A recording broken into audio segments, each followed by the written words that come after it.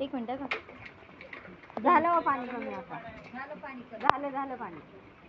पाऊस कमी झाला ना पाऊस कमी झाला बाकीचं काय आहे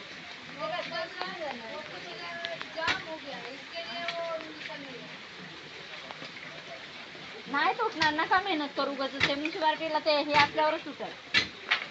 भाऊ म्युन्सिपाल्टी लोक थोडी राहू द्या नका मेहनत करू राहू दे ते तिथं सळाया नाही हा तिथं नाही सळाया हा तिथं सळाया